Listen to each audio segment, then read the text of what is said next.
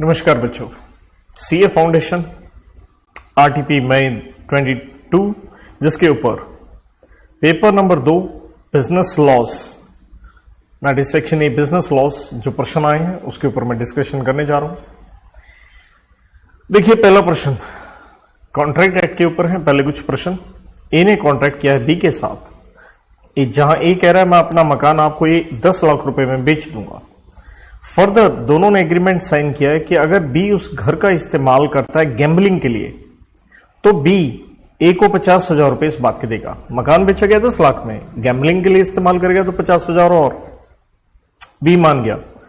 After a year of sale, आज 1 साल हो गया है, बी ने वहां गैम्बलिंग का बिजनेस स्टार्ट कर दिया है। क्या ए 50,000 रुपए बी से मांग सकता है? देखिए हम पढ़ते हैं लॉफुल ऑब्जेक्ट होना चाहिए एंड कॉन्स्टिट्यूशन सेक्शन 23 एंड 24 में, एंड 24 में पढ़ते हैं, 23 में पढ़ते हैं कंप्लीटली अगर अनलॉफुल हो, 24 में हम पढ़ते हैं कुछ हिस्से में गड़बड़ हो। तो आप 10 लाख का मकान बेचने कोई दिक्कत नहीं है। दिक्कत कौन से है? वो 50,000 गैम्बलिंग वाले में। इसलिए कुछ हिस्सा लीगल है, कुछ हिस्सा क्या है? इलीगल है एज पर सेक्शन 24। 10 लाख में मकान बेच देना ये एक वैलिड सेल है, वैलिड ट्रांजैक्शन है, लेकिन 50,000 गैम्बलिंग वाला है वो आपका ऑब्जेक्ट सही नहीं है, इसलिए वो इलीगल है एंड वॉइड है। तो इसलिए ये 50,000 रुपए वाला agreement not enforceable by law है। अगला प्रश्न, सीमा एक बुटीक रन कर रही है, कपड़े वाला जो काम होता है सिलने वाला दिल्ली में। उन्होंने कुछ कपड़े अपने एक मित्र किरण को दिए हैं क्योंकि वो एक एग्जीबिशन लगा रही है मुंबई में। सीमा ने डिलीवर करी है एक स्विंग मशीन, साथ में कुछ कपड़े, किसको? रेलवे वालों को, कि भाई साहब ये डिलीवर कर दीजिए जहां एग्जीबिशन होनी है। सीमा एक्सपेक्ट करी कि उस एग्जीबिशन में उनके कपड़े पसंद किए जाएंगे और उन्हें बढ़िया प्रॉफिट होगा, लेकिन she did not bring this fact to the notice of railway authorities. तो आपको रेलवे वालों को बोलना चाहिए था सामान टाइम पे पहुंचे एग्जीबिशन से पहले, वरना मेरे को भारी नुकसान हो सकता। आपने नहीं कहा। गुड्स डिलीवर कर दिए गए रेलवे के द्वारा, लेकिन after the conclusion of exhibition, तो एग्जीबिशन तो हो चुकी है, तो स्वाभाविक है आपको बिजनेस नहीं मिला। तो इसलिए सीमा चाहती है कि लॉस ऑफ प्रॉफिट वो रेलवे वाले से रिकवर कर पाएंगे। क्या वो रिकवर कर पाएंगे? Not at all. माना आपने सामान रेलवे से भेजा, उनका काम था सामान डिलीवर करना, एग्जीबिशन से पहले यहां ब्रीच ऑफ कॉन्ट्रैक्ट है, तो ब्रीच पे आप डैमेजेस क्लेम कर सकते हैं। लेकिन हम जानते हैं अंडर सेक्शन 73 हम पढ़ते हैं कि डैमेजेस मिलते हैं ऑर्डिनरी, ये जिसे जनरल कह लीजिए, जो हम पढ़ते हैं हेडले वर्सेस बेक्सेंडाइल के केस में, कि नॉर्मल।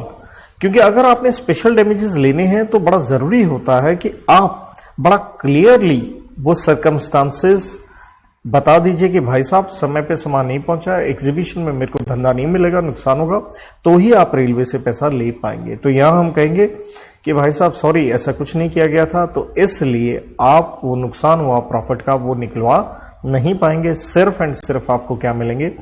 ऑर्डिनरी कोर्स में जो नुकसान हुआ है बस उतना ही मिल पाएगा।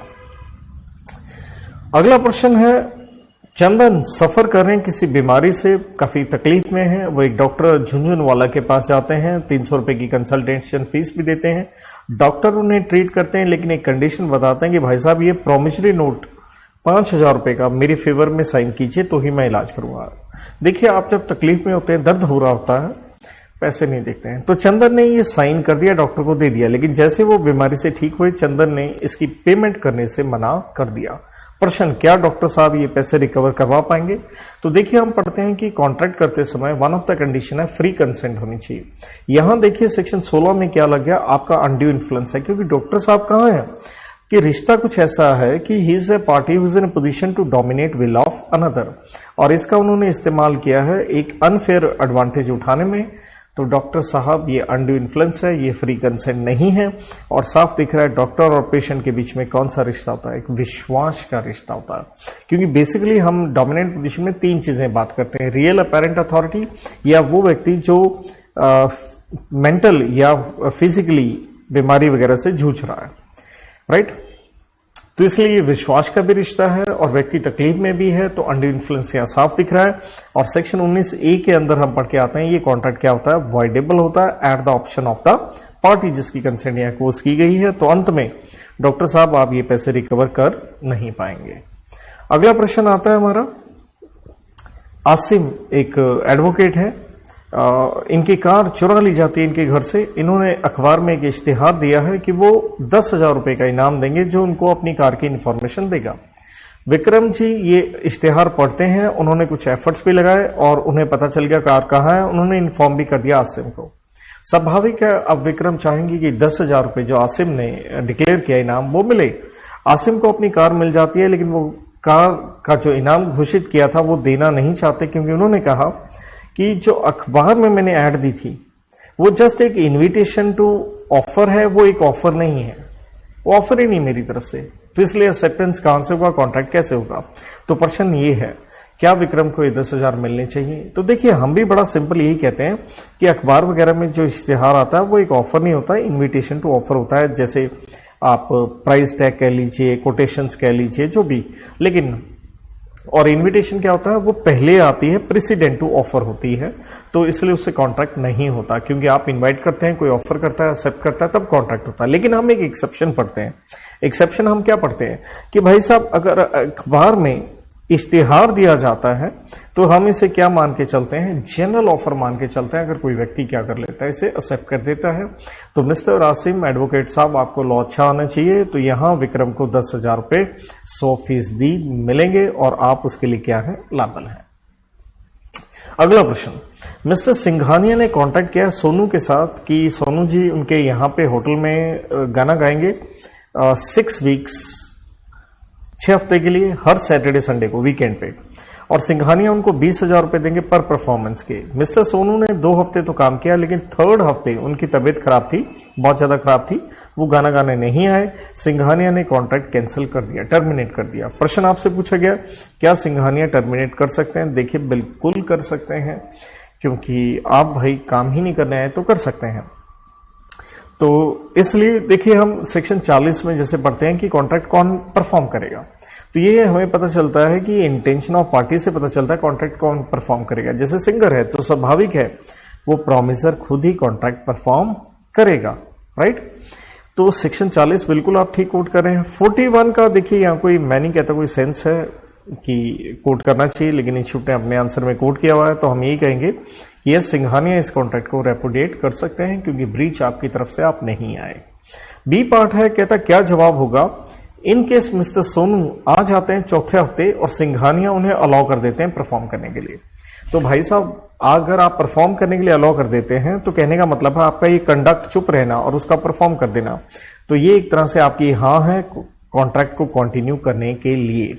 तो क्या अब सिंघानिया इसको कैंसिल कर सकते हैं? अब आप टर्मिनेट नहीं कर पाएंगे, अगर आप करेंगे तो यहां आप लायबल हो जाएंगे डैमेजेस देने के लिए सिंघानिया जी।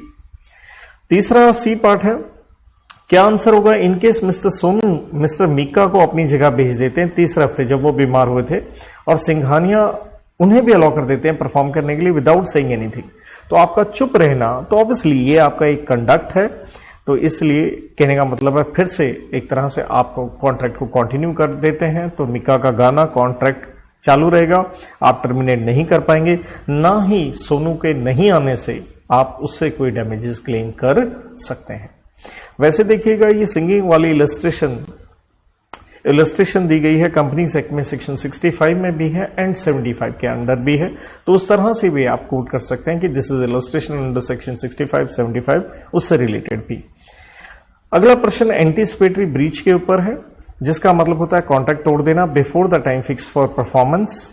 कहता बताइए इसके परिणाम क्या होंगे, इफेक्ट्स पूछे गए हैं। तो देखिए हम सेक्शन 39 के अंदर पढ़ के आते हैं कि 39 में हम ये पढ़ते हैं ब्रीच ऑफ कॉन्ट्रैक्ट पे, when a party to contract या तो रिफ्यूज कर दे या अपने आप को क्या कर दे, disable from performing the contract in its entirety. तो प्रॉमिसी के पास ऑप्शन क्या होती है, इफेक्ट पूछा गया है, या तो आप कॉन्ट्रैक्ट को अभी एंड कर लीजिए, unless he has signified by words और कंडक्ट और acquiesces in its continuance, simple भाषा में, और you may wait till due date. या तो अभी कॉन्ट्रैक्ट आप समाप्त कर लीजिए, रिसाइंड और केस कीजिए डैमेजेस के लिए, या आप इंतजार कर लीजिए जो भी ड्यू डेट थी और उसके बाद आप डैमेजेस वगैरह के लिए केस कर सकते हैं। इफेक्ट ही आपसे पूछे गए हैं। देखिए यहां से क्वेश्चन स्टार्ट होते हैं सेल ऑफ गुड्स एक्ट 1930 के ऊपर। तो प्रश्न है हमारा कि एबी क्लोथ हाउस है, firm dealing in wholesale and retail buying and selling of various kinds of clothes, customise, आपकी जरूरत के हिसाब से आपको कपड़ा दिया जाता है, सिल के भी दिया जाता है, रिक्वायरमेंट ऑफ कस्टमर्स। आप डील करते हैं सिल्क में और गेंडी में, कॉटन, खादी, शिफॉन एंड बाकी बहुत सारी वेराइटीज जो कपड़े की होती हैं। मिसेस रीमा एक कस्टमर आती हैं, आपकी दुकान पे आती हैं और एक स्पेसिफिक टाइप ऑफ क्लोथ उन्हें चाहिए क्योंकि उनकी बेटी की शादी है और उसमें वो बनवाना चाहती हैं उसके लिए एक साड़ी, एक पर्टिकुलर क्लोथ। उन्होंने साफ बता दिया है कि उन्हें चाहिए सिल्क क्लोथ इस कार्य के लिए। होता क्या है, शॉप ओनर साहब एग्री करते हैं, अरेंज करते हैं cloth pieces cut into as per buyer से रिक्वायरमेंट। लेकिन रीमा जी जब जाती हैं टेलर के पास इसे स्टिच करने के लिए, she found seller has supplied her cotton और गेंडी मटेरियल। आपने क्या कहा था, सिल्क क्लोथ कहा था, यहाँ पे कॉटन और गेंडी आ रहा है जो कि शादी के पर्पज के लिए सुटेबल नहीं है। It has heavily starched and not suitable for making the sari that Reema desired for. कि स्टार्च है उसके ऊपर, जिसे देसी भाषा में शायद मावा वगैरह कह देते हैं, साड़ी नहीं बन सकती। टेलर ने कहा कि भाई साहब आप ये कपड़ा वापस कर दीजिएगा, बात नहीं बनेगी। लेकिन दुकानदार ने मना कर दिया लेने से ऑन द प्ली कि भैया मैंने कट कर दिया आपके हिसाब से, तो भैया मैं तो इसे दोबारा नहीं बेच पाऊंगा, मैं नहीं वापस लेता। तो प्रश्न आपसे पूछा गया डॉक्ट्रिन ऑफ केवी टेम्पटर बताइए, साथ में ड्यूटी बताइए बायर की और सेलर की, और एक्सप्लेन कीजिए क्या रीमा जी अपना पैसा वापस ले पाएंगी या कपड़ा ले पाएंगी जो उन्होंने कहा था। देखिए हम केवी टेम्पटर कहते हैं सिंपल सी भाषा में लेट द बायर बिवेयर, मतलब सवारी अपने सामान की खुद जिम्मेवार है। कहने का मतलब है एज ए बायर आप ही प्रॉपर सिलेक्शन चॉइस करते हैं, उसके बाद अगर आपने कोई गलत चीज ली है आप जिम्मेवार हैं। अगर वो डिफेक्टिव होता है आप सेलर को लायबल नहीं करवा सकते फॉर योर बैड सिलेक्शन। लेकिन हम इसी की कुछ एक्सेप्शंस पढ़ते हैं जिसके लिए सेलर जिम्मेवार रहेगा। अगर हमने साफ बताया किस कार्य के लिए, किस क्वालिटी फिटनेस पर्पस के लिए हमें सामान चाहिए, जिसके ऊपर देखिए बड़ा क्लियरली हम सेक्शन 16 के अंदर पढ़ के आते हैं कि अगर, क्योंकि ये एक आपकी इंप्लाइड कंडीशन हो जाती है कि वो अगर हमें फिट नहीं करेगा तो सेलर इसके लिए लायबल रहेगा। तो यहाँ सेक्शन 16 एक लग रहा है ये वाला पॉइंट। बाकी भी क्योंकि पूछी गई हैं एक्सेप्शन या ड्यूटीज, तो सारी कोट कीजिए कि अगर सामान खरीदा जाता पेटेंट, ब्रांड नेम या description, merchantable, by sample, sample as well, description, trade usage, या सेलर एक्टिवली कुछ चीज छुपा लेता है। तो इतने सारे हमने पॉइंट पढ़े हुए हैं, लेकिन यह मेन पॉइंट लगता है आपका फिटनेस जो कि हम सेक्शन 16 में पढ़ के आते हैं। इसलिए आप अपना पैसा वापस या right kind of cloth seller से ले सकते हैं। अगला प्रश्न, ए जाता है बी की दुकान पे और कुछ ज्वेलरी सेलेक्ट कर लेता है। वो झूठ बोलता है कि वो एक मैन ऑफ क्रेडिट है, मींस एक अच्छी रेपुटेशन का आदमी है, पैसे वाला है, और वो परसुएड मना लेता है बी को कि भैया मैं आपसे ज्वेलरी खरीद रहा हूं, चेक से पेमेंट करूंगा। और he further requested him to hand over the particular type of ring immediately. आपने ज्वेलरी तुरंत ले ली, चेक से पेमेंट कर दी।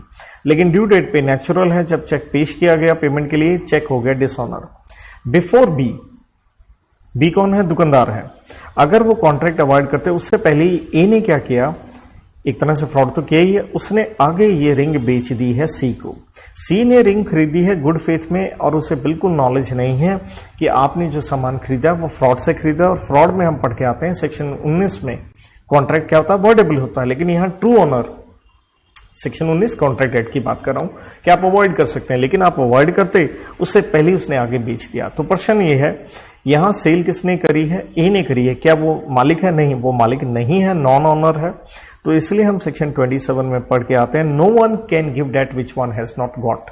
अगर आप ऑनर नहीं है आप वैलिड सेल नहीं कर सकते। लेकिन हम इसी के एक्सेप्शंस कई पढ़ते हैं, उनमें से सेक्शन 29 में पढ़ते हैं कि अगर सामान बेचा है बाय पर्सन इन पोजेशन, जिसके पास सामान है और कॉन्ट्रैक्ट क्या है, वॉइडेबल है, कि ये वैलिड सेल हो सकती है प्रोवाइडेड आपके पास सामान का पोजेशन है, कॉन्ट्रैक्ट अभी अवॉइड नहीं किया गया है और आपने ये चीज बेच दी आगे किसी को और बायर ने गुड फेथ में एक्ट किया है, उसको कतई नॉलेज नहीं है कि आपका राइट नहीं है।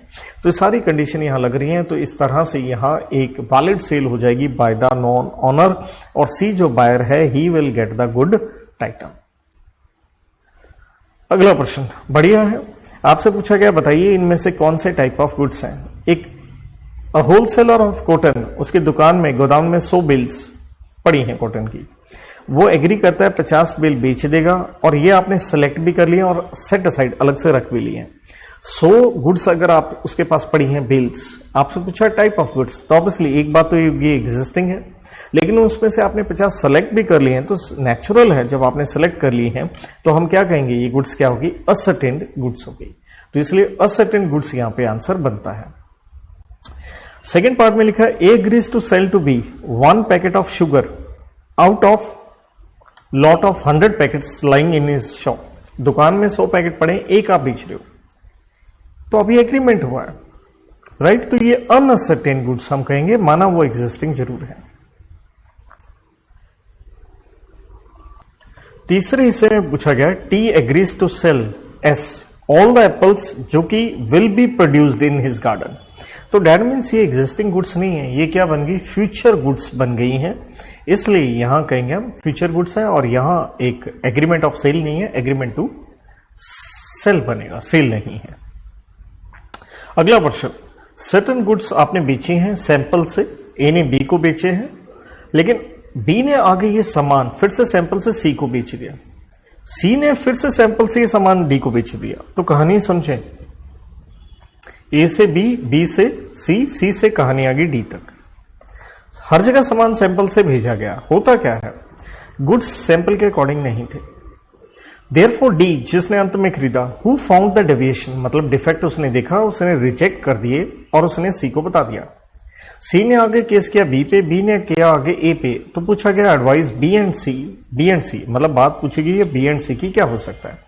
देखिए पहली बात है, जहां तक अगर हम कहें डी का सवाल कहें तो डी ने नोटिस किया स्वाभाविक है वो रिजेक्ट कर सकता है, क्योंकि यहां क्या हुआ, ब्रीच ऑफ इंप्लाइड कंडीशन है एज टू व्हाट, सैंपल, क्योंकि सैंपल के मुताबिक गुड्स होने ही चाहिए, जो हम पढ़ के आते हैं सेक्शन नंबर, यहां पे बेसिकली कोट होगा 13(2) के अंदर कोट होगा। क्या होगा, देखिए कि डी तो ऐसा कर सकता है, लेकिन जहां तक अब बात है सी एंड बी की पूछी गई है, क्योंकि उन्होंने आगे आगे माल बेच दिया, उन्होंने देखा ही नहीं, क्योंकि आगे से आगे सामान बेचते रहे। तो कहता है जो सी है ना, वो सिर्फ क्या रिकवर कर सकता है, डैमेजेस बी से, और बी भी क्या रिकवर कर सकता है, डैमेजेस फॉर ए से। क्यों भाई, क्योंकि उन दोनों के लिए कहता हम ये नहीं मानेंगे as breach of implied condition as to sample. क्यों नहीं मानेंगे भाई, रीजन ये है कि आपने एक तरह से गुड्स एक्सेप्ट कर लिए, एक्सेप्ट ना करते आपने तो आगे बेच दिए हैं, राइट, एंड आगे बेच दिए हैं अकॉर्डिंग टू सेक्शन 13(2). देखिए 13 में हम क्या पढ़ते हैं, हम 13 में पढ़ते हैं होती तो कंडीशन है, ऑब्वियसली कंडीशन है, implied condition as to what, ये हम कोट कर रहे हैं, implied condition as to sample है। लेकिन यहां पे हम कंडीशन को क्या मान लेंगे, वारंटी मान लेंगे। रीजन क्या है, क्योंकि आपने गुड्स सी एंड बी ने एक्सेप्ट कर ली हैं, सिर्फ आप डैमेजेस क्लेम कर सकते हैं, मतलब गुड्स रिजेक्ट कर नहीं सकते। It's a good question, take care. अगला प्रश्न यहां से स्टार्ट होते हैं पार्टनरशिप के ऊपर प्रश्न।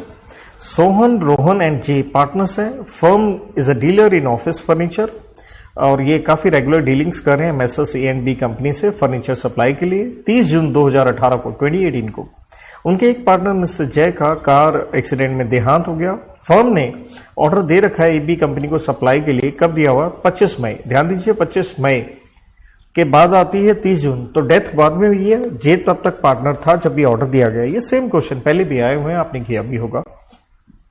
Now Sohan and Rohan business continue करते हैं, फर्म के नाम पे करते हैं, जे की डेथ के बाद भी, मतलब उन्होंने फर्म डिसॉल्व नहीं की। और हम सेक्शन 35 में ये पढ़ के भी आते हैं कि अगर डेथ पे आपने फर्म डिसॉल्व नहीं करी है तो वहां क्या होता है, जो पार्टनर मर गया है उसकी एस्टेट, उसकी जो प्रॉपर्टी है, इसके लिए लायबल नहीं होती, ना ही उसके लीगल रिप्रेजेंटेटिव लायबल होते हैं कोई भी एक्ट जो फर्म ने किया उसकी मौत के बाद। देखिए यहां पे आपने 25 मई को ऑर्डर दे दिया था। अब होता क्या है, देखिए ये मेसर्स ए एंड बी जो है इन्होंने सामान डिलीवर किया 25 जुलाई को। ध्यान दीजिए 25 जुलाई जून के बाद है, मौत के बाद है, तो नेचुरल है उसकी स्टेट जे की, उसकी लीगल रिप्रेजेंटेटिव इस कार्य के लिए लायबल नहीं होंगे। The fact about Jess death was known to them at the time of delivery of goods. तो ये जो फर्म है ए बी, उनको मालूम था जे की मौत हो गई है। आफ्टरवर्ड्स फर्म होगी insolvent and fail to pay the price to A and B. Now Messrs A and B ने केस किया against the firm for recovery of the price of furniture with reference to partnership act. बताइए क्या Jess private state is liable है? Obviously liable नहीं है, क्योंकि ये कार्य हुआ आपकी मौत के बाद, चाहे कॉन्ट्रैक्ट पहले किया गया था। सेक्शन 35 आप कोट करेंगे तो अंत में यही है कि भाई साहब आप यहां पे लायबल नहीं होंगे और ना ही आपके लीगल रिप्रेजेंटेटिव इस चीज के लिए लायबल होंगे। और डेथ के केस में देखिए ये भी ध्यान रखिए, कोई पब्लिक नोटिस देने की आवश्यकता नहीं होती, क्योंकि death itself amounts to notice. अगला प्रश्न, मोनी टोनी पार्टनर्स हैं, मैसर्स मोटो एंड कंपनी नाम से इनकी फर्म है। उन्होंने एक सोनी को एज ए पार्टनर बनाया है जो कि एक्टिवली एंगेज्ड है डे टू डे एक्टिविटीज में। ये नया पार्टनर सोनी भी कार्य कर रहा है। फर्म में एक ट्रेडिशन है, ट्रेडिशन कह लीजिए, कस्टम कह लीजिए, एक परंपरा कह लीजिए। एक परंपरा है, क्या परंपरा है कि सारे एक्टिव पार्टनर जो काम करते हैं उन्हें मंथली रेम्यूनरेशन मिलता है, 20,000 रुपए का मिलता है। लेकिन इससे रिलेटेड कहता कोई एक्सप्रेस एग्रीमेंट नहीं है। जबकि हम सेक्शन 13A के अंदर साफ पढ़ के आते हैं रेम्यूनरेशन तभी मिलता है जब एक एग्रीमेंट हो, राइट? या तो एग्रीमेंट हो या हम पढ़ के आते हैं course of dealing between them, मतलब वो आपस में डील कैसे कर रहे हैं, जैसे परंपरा यहां पे लिखी गई है। तो डेट मीन सैलरी तो मिलनी चाहिए। लेकिन सोनी के आ जाने के बाद मोनी एंड टोनी तो सैलरी लेते रहे, बट कोई सैलरी उन्होंने नहीं दी सोनी को, जबकि सोनी हमने क्लियर पढ़ा है वो एंगेज्ड है डे टू डे एक्टिविटीज में। सोनी ने रेम्यूनरेशन क्लेम किया लेकिन बाकियों ने मना कर दिया बाय सेइंग कि कोई एक्सप्रेस एग्रीमेंट नहीं है। लेकिन जैसे मैंने कोट किया यहाँ पे कोर्स ऑफ डीलिंग, जिसका मतलब आप कह सकते हैं कस्टमरी या ट्रेडिशन है, तो आपको उसे पैसे देने पड़ेंगे। क्वेश्चन यही है, क्या सोनी क्लेम कर सकता है? The answer is yes, he is entitled to gate.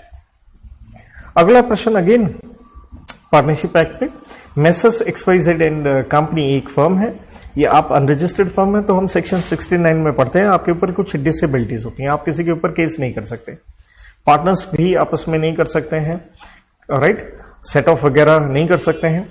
Firm ने कुछ सामान खरीदा, आयरन रॉड्स, एक और पार्टनरशिप फर्म से, ध्यान दीजिएगा नाम मैसर्स LMN है। आप थे XYZ, ये LMN है और ये भी अनरजिस्टर्ड है, दोनों अनरजिस्टर्ड है। तो XYZ ने पैसे नहीं दिए, अब LMN केस करना चाहती है XYZ के लिए रिकवरी ऑफ प्राइस के लिए। तो पूछा गया क्या LMN केस कर सकती है? ऑब्वियसली हम कहेंगे कि भाई साहब आप यहां पे ए पार्ट में आप केस नहीं कर सकते क्योंकि आप क्या है, अनरजिस्टर्ड है। नंबर 2, क्या आंसर होगा आपका अगर XYZ रजिस्टर्ड हो? अरे भैया केस तो कौन कर रहा है? LMN कर रहा है, और LMN कौन है? वो अनरजिस्टर्ड है, तो वो केस नहीं कर सकता, राइट? तीसरा, क्या आंसर होगा अगर XYZ अनरजिस्टर्ड है जबकि LMN रजिस्टर्ड है? अगर आप रजिस्टर्ड हैं तो डेफिनेटली आप केस कर सकते हैं, तब आपके ऊपर सेक्शन 69 की डिसेबिलिटीज नहीं लगेंगी। नेक्स्ट प्रश्न LLP एक्ट पे है, कहता है LLP एक ऑल्टरनेटिव है कॉर्पोरेट बिजनेस का, लेकिन क्योंकि आपको बेनिफिट मिलता है लिमिटेड लायबिलिटी का एंड फ्लेक्सिबिलिटी मिलती है पार्टनरशिप की, तो ऑब्वियसली दोनों फीचर होती हैं, तो दोनों ही हम कोट करेंगे कि भाई साहब बिल्कुल है, आपकी लिमिटेड लायबिलिटी है, कंपनीज की तरह है। तो यहां पे लायबिलिटी जो है पार्टनर्स की क्या होगी? Limited to their agreed contribution, right? दूसरी बात है फ्लेक्सिबिलिटी ऑफ पार्टनरशिप है, क्योंकि फ्लेक्सिबिलिटी का मतलब क्या है? पार्टनरशिप में जो भी इंटरनल मैनेजमेंट है, स्ट्रक्चर है, आपका एक डीड होता है, आपका एग्रीमेंट होता है, जब मर्जी आप उसको डिसाइड कर लीजिए, जो करना है कर लीजिए, अपनी सुटेबिलिटी के हिसाब से कर लीजिए, राइट? तो नॉर्मल सा एक प्रश्न है, उसी के ऊपर जवाब है। अगला कंपनीज एक्ट के ऊपर प्रश्न है, बढ़िया प्रश्न है। पहला यहां पे डेट्स ध्यान से देखनी है। लिमिटेड से पता चल गया आप पब्लिक कंपनी, वैसे साफ भी लिखा है। आपके यहां 220 मेंबर हो सकते हैं क्योंकि कोई लिमिट नहीं होती, लेकिन याद कीजिएगा private company under section 2 clause 68 में ज्यादा से ज्यादा 200 ही हो सकते हैं। कहता ऑफ विच 25 मेंबर इंप्लॉई थे कंपनी में। याद कीजिएगा प्राइवेट कंपनी में हम इंप्लॉई को एज ए मेंबर काउंट नहीं करते, एक्सक्लूड करते हैं, चाहे वो पास्ट हो या प्रेजेंट हो। कहता 25 इसमें से इंप्लॉइज थे, कब थे? ड्यूरिंग द पीरियड 1 अप्रैल, ये डेट्स यहां पे बड़ी इंपॉर्टेंट है, ये ध्यान देना है। 1 अप्रैल 2006 से 28 जून 2016 तक ये थे इंप्लॉई। होता क्या है, इनको शेयर्स मिलते हैं, डेट देखिएगा कब मिलते हैं, 1 जुलाई 2007 को, लेकिन इन्होंने बेच दिए हैं। कब बेच दिए हैं? 1 अगस्त 2016 को। लेकिन कुछ समय के बाद 1 दिसंबर 2016 को each of those 25 members acquired shares in, इसी पब्लिक कंपनी में उन्होंने फिर से खरीद लिए। नाउ कंपनी क्या करना चाहती है? अपने आप को प्राइवेट कंपनी में कन्वर्ट करना चाहती है। 220 आपके यहां मेंबर है, ध्यान से देखिएगा। कहता बताइए क्या जगन्नाथ ऑयल्स लिमिटेड को मेंबर अपने रिड्यूस करने पड़ेंगे? यह पूछा गया। अब डेट इंपॉर्टेंट हमारे लिए कौन सी है? 1 दिसंबर 2016। ये कह रहा है उन इंप्लॉइज ने दोबारा से शेयर खरीद लिए, अब कंपनी अपने आप को कन्वर्ट करना चाहती है। 1 दिसंबर 2016 को नाउ, और अगला पार्ट पूछा गया, आपका क्या आंसर होगा अगर 25 मेंबर्स एम्प्लॉय रहते हैं। 1 अप्रैल 2006 से लेके, यह डेट देखिएगा, ईयर पकड़ लीजिए, यहां पे 2017 लिखा है, और फिर दोबारा देखिए यहां पे, क्योंकि यहां डेट्स की सारी कहानी, देवर अलॉटेड शेयर, ये एम्प्लॉयज को शेयर मिले ही कब है, ऑन 1 जुलाई 2007 कह रहा है आपको ये शेयर्स मिले थे।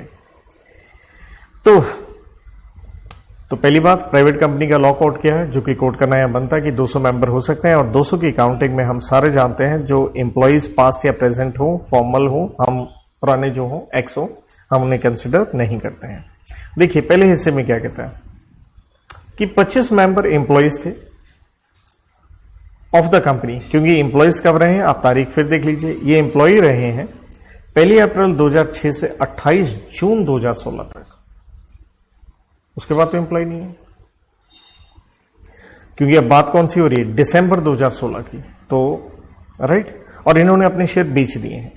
तो कहता है ये 25 members employees of the company but not during present membership which was started from 1 दिसंबर 2016, क्योंकि अब ये क्या हो चुके थे, सीज हो चुके थे, अपने शेयर इन्होंने बेच दिए थे, hence they will be considered as what, members, क्योंकि ये एम्प्लॉय नहीं रहे हैं, राइट।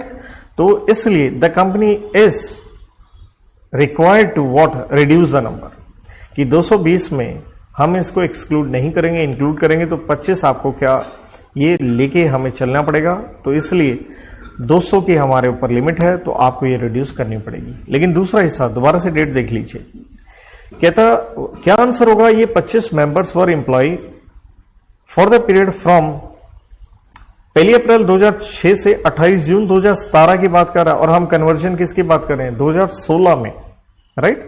तो ये तो एम्प्लॉइज हैं, तो ऑब्वियसली यहां 220 में से आप ये 25 माइनस करेंगे, पीछे कितना बचा 195, तो 200 की लिमिट क्रॉस नहीं हुई, तो आपको नंबर ऑफ मेंबर्स रिड्यूस करने की आवश्यकता, नॉट रिक्वायर्ड टू रिड्यूस है। अगला प्रश्न, एबीसी ने एक क्लब बनाया है with the name ABC club, उनका ऑब्जेक्ट है प्रमोट करना welfare of Christian society, they plan to do charitable work और social activity for promoting the art work of economical weaker section of Christian society. तो obviously आपने section 8 वाली company बना ली है यहाँ पे चैरिटेबल पर्पस के लिए 1 अप्रैल 2017 ऑनवर्ड से, लेकिन 30 सितंबर 2019 को ऑब्जर्व ये किया गया कि क्लब ने वायलेशंस किया है अपने ऑब्जेक्ट क्लोज का, जिसके ऊपर आपको स्टेटस मिला था सेक्शन 8 कंपनी का। कहता बताइए क्या पावर्स होंगी इससे रिगार्डेड सेंट्रल गवर्नमेंट की। देखिए अगर आप कुछ भी इस लाइसेंस को टर्म्स एंड कंडीशंस फॉलो नहीं करते हैं तो ये रिवोक हो जाता है। रिवोक होने का इंपैक्ट क्या आता है, रिवोक होने का इंपैक्ट ये है अब आपको अपने नाम के साथ लिमिटेड या प्राइवेट लिमिटेड लगाना पड़ेगा, जो कि आपको पहले प्रिविलेज मिला हुआ था। और सेंट्रल गवर्नमेंट को अगर आप लगता है कि बहुत ज्यादा गड़बड़ है तो पब्लिक इंटरेस्ट में वो आपका वाइंडिंग अप का ऑर्डर दे सकते हैं, या आपको कह सकते हैं आपको अमेलगामेट कर दिया जाए किसी और कंपनी के साथ जो सेम ही कार्य कर रही है। और अगर वाइंडिंग अप करते हैं तो जो सरप्लस बचता है वो कहां जाएगा, या तो किसी और सेक्शन 8 कंपनी को जो सेम कार्य कर रही है, या इंसॉल्वेंसी बैंकरप्सी फंड में से डाल दिया जाएगा। इस पे है ये प्रश्न। अगला प्रश्न डायरेक्ट सा है, ये आपने कई बार देखा भी होगा। एन एम्प्लॉय मिस्टर करण ने कॉन्ट्रैक्ट साइन किया अपने एम्प्लॉयर एबीसी लिमिटेड के साथ। एम्प्लॉय ने कंपनी के साथ कि वो नहीं तोड़ेगा, विल नॉट सॉलिसिट कस्टमर्स, नौकरी छोड़ने के बाद तोड़ेगा नहीं कस्टमर्स। लेकिन जैसे ही उसने कंपनी छोड़ी, उसने अपनी एक कंपनी बना ली PQR और ग्राहक तोड़ने की कोशिश करनी स्टार्ट कर दी। मतलब जो आप खुद नहीं कर सकते थे वो कार्य आप किसी और कंपनी के थ्रू कर रहे हो। कहने का मतलब है यहाँ PQR लिमिटेड का हमें कॉर्पोरेट विल क्या करना होगा, हमें उसे लिफ्ट करना पड़ेगा, हमें उसे पियर्स करना पड़ेगा, देखना पड़ेगा कौन है रियल बेनिफिशियरीज। तो जैसे PQR का हम घूंघट उठाएंगे, दीदार किसका होगा, करण का होगा। तो यस, ये यहाँ पे पर्सनली लायबल होना चाहिए। ये सेम फैक्ट्स हमने केस में किए, Gilford motor company versus Horne. और ये एक्सेप्शन हम कई जगह पढ़ते हैं जहां एनमी कैरेक्टर है कंपनी का, to protect revenue, avoiding legal obligation, right, company acting as agent या डूइंग अ फ्रॉड और इम्प्रॉपर एक्ट। तो इसके साथ हमारे यहाँ पे ये 17 क्वेश्चन बिजनेस लॉज के ऊपर जो आए थे मैंने डिस्कस कर दिए हैं। होप सो आपको यूटिलिटी मिले। स्टिल कोई डाउट हो, obviously you can call me. Till then have a good time, good luck, god bless.